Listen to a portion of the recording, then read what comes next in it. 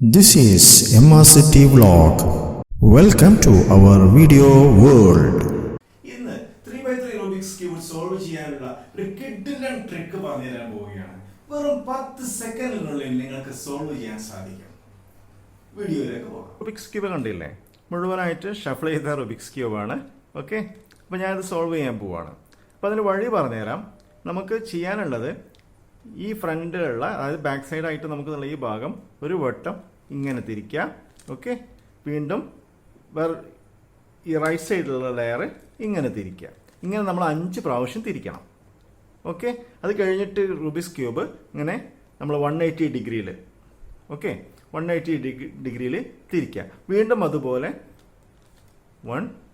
ഈ ഭാഗം ബാക്കിലുള്ള ലെയർ ഒരു പ്രാവശ്യം തിരിക്കുക, എന്നിട്ട് റൈറ്റിലുള്ള ലെയർ ഒരു പ്രാവശ്യം തിരിക്കുക. അങ്ങനെ 5 പ്രാവശ്യമായിട്ട് നമ്മൾ തിരിച്ചാൽ നമുക്ക് റുബിക്സ് ക്യൂബ് സോൾവ് ആയി കിട്ടും.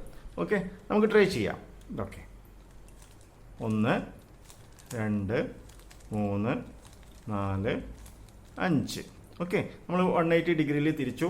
1 2 3 4 5. സി,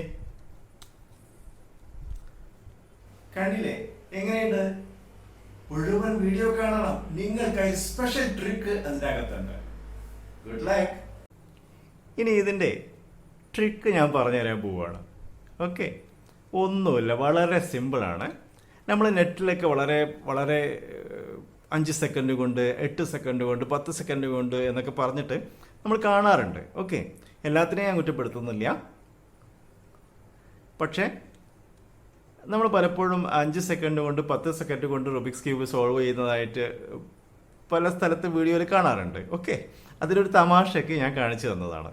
അപ്പോൾ ഇതിൻ്റെ ട്രിക്ക് എന്താണെന്ന് പറഞ്ഞാൽ, നമ്മളിത് സോൾവ് ചെയ്ത് റുബിക്സ് ക്യൂബ് എടുക്കും.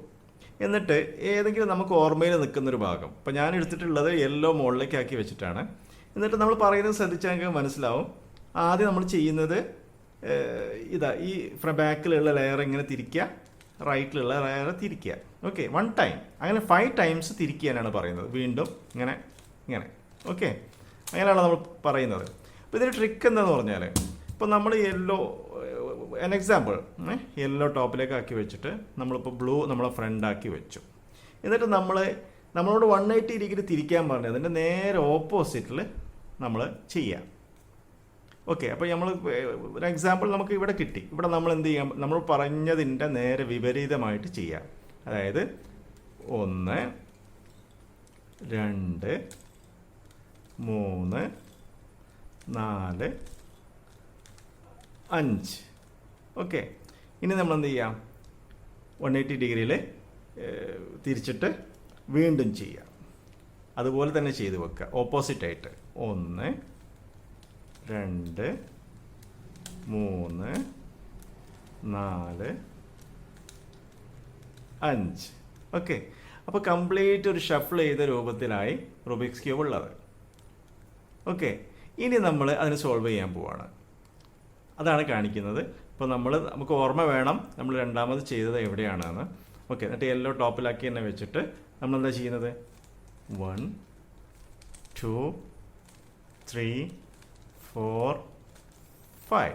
ഓക്കെ, എന്നിട്ട് 180 ഡിഗ്രിയിൽ നേരെ തിരിക്കാം. അഗെയിൻ 1 2 3 4 5. സോൾവ്ഡ്. Good luck.